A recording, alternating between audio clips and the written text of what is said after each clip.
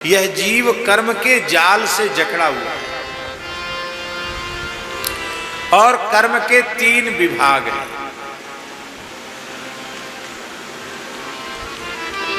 संचित,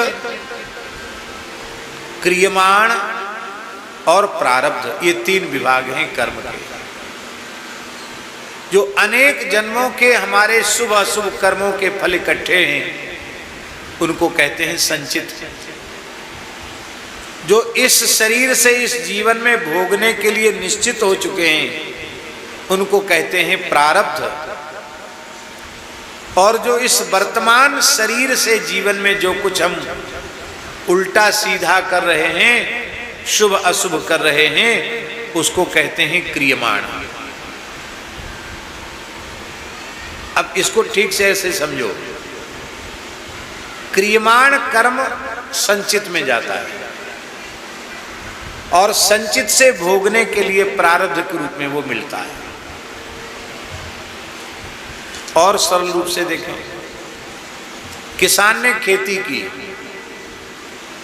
फसल कट गई, तो खेती वर्तमान है कि नहीं? खेती क्रियमाण है कि नहीं? क्रियमाण है खेती। और जब गेहूं कट के आ गया तो उसने गोदाम में ले जाकर रख दिया। उस गोदाम में रखने की प्रक्रिया को कहेंगे संचित, इकट्ठा कर दिया। अब उस गोदाम में से माताजी साल भर में हमारे परिवार में कितना गेहूं लगेगा उतना खाने के लिए निकाल लिया, तो उसको घर में टंकी में रख दिया, नीम की पत्ती वगैरह डाल के जिसमें कोई कीड़े वगैरह न लगे, और जितनी जरूरत है उतना गेहूं लिया। गांव में ऐसा ही होता था। उतना गेहूं लिया, पानी से धोया, सुखाया, चक्की से पीसा और फिर भोजन किया। तो जो फसल करना है वो हो गया क्रियमाण, और फसल पककर इकट्ठा गोदाम में रख देना ये हो गया संचित। और जो साल भर के खाने के लिए निकाल लिया वो हो गया प्रारब्ध। अब विचार करो,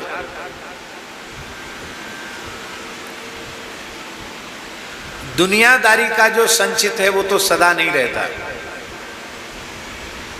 लेकिन कर्म के बीज का नाश नहीं होता, इसमें घुन नहीं लगता, ये कभी समाप्त होता नहीं, भोगे बिना समाप्त नहीं होता। क्योंकि सिद्धांत है जो करता है सो भोगता है, जो करेगा सो भरेगा, तू क्यों हुए उदास। श्री कबीरदास जी का एक वचन है, कबीरा तेरी झोपड़ी गलकटियन के पास। क्या करें, ऐसे लोगों के बीच में रहना पड़ता है, पर जो करेगा सो भरेगा, तू क्यों होए उदास। जो करता है सो भोगता, उसको भोगना पड़ेगा। कोई हो, भोगना सबको पड़ता है, सबको भोगना पड़ता है, भोगे बिना कोई नहीं रहता।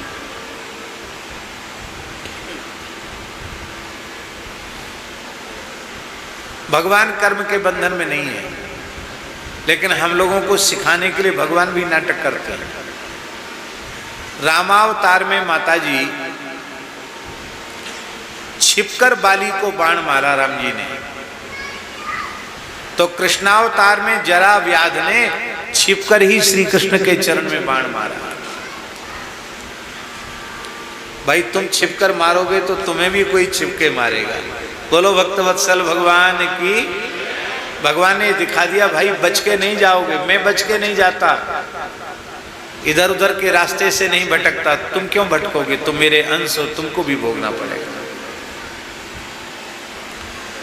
तो संचित जो है वो एक जन्म का नहीं है, अनंत जन्मों का संचित है।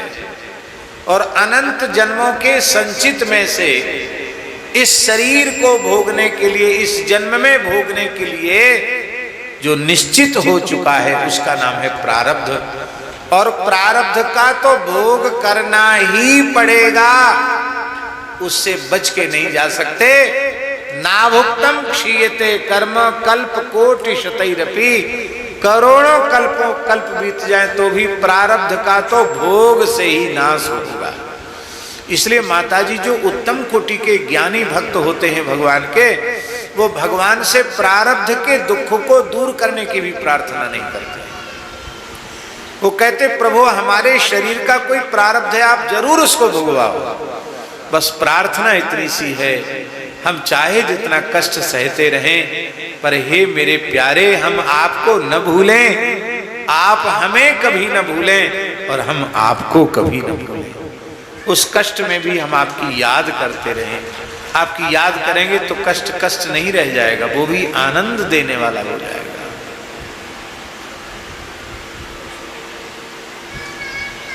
अब देखिए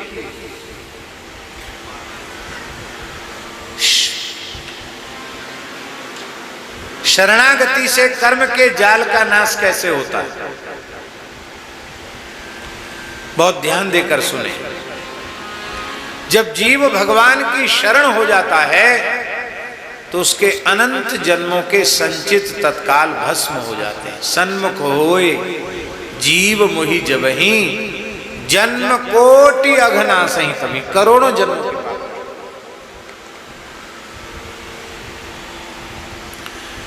सबसे बड़ी समस्या माताजी संचित की है, क्योंकि एक जन्म का तो है नहीं, पता नहीं कितने जन्मों का है, अरबों खरबों जन्म हो गए, असंख्यों जन्म व्यतीत हो गए हैं। उन सब का कुछ न कुछ बुरा भला हमारे ही द्वारा इकट्ठा किया हुआ है। वो खेती हमारी है, इकट्ठी है। यदि संचित को व्यक्ति भोगना चाहे ना, तो करोड़ों करोड़ों जन्म लेकर भी भोग ही नहीं सकता, क्योंकि इतना है वो।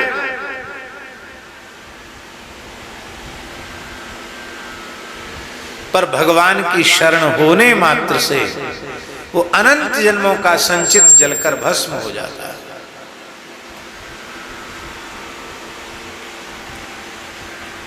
अब कितना बड़ा खाता खत्म हो गया, संचित का खाता खत्म हो गया। अब रहा कौन सा कर्म, बोलो? क्रियमाण। क्रियमाण जो इस वर्तमान शरीर से वर्तमान जीवन में हम लोग कर रहे हैं, वो क्रियमाण हुआ। तो शरणागत भक्त का क्रियमाण पवित्र हो जाता है, क्योंकि जब तक शरण में नहीं गया था तब तक तो जो मन में आया सो किया। अच्छा किया, बुरा किया, अच्छा संग मिला, अच्छा काम किया, बुरा संग मिला, बुरा काम किया। किंतु अब शरणागत भक्त बुरे लोगों का संग तो करेगा नहीं, वो संतों का संग करेगा, महापुरुषों का संग करेगा, गुरुओं का संग करेगा, सज्जनों का संग करेगा और भगवान की ओर बढ़ेगा। तो अशुभ कर्म तो अब उससे बनेंगे नहीं। शरणागत भक्त भला निषिद्ध कर्म कैसे करेगा धनंजय?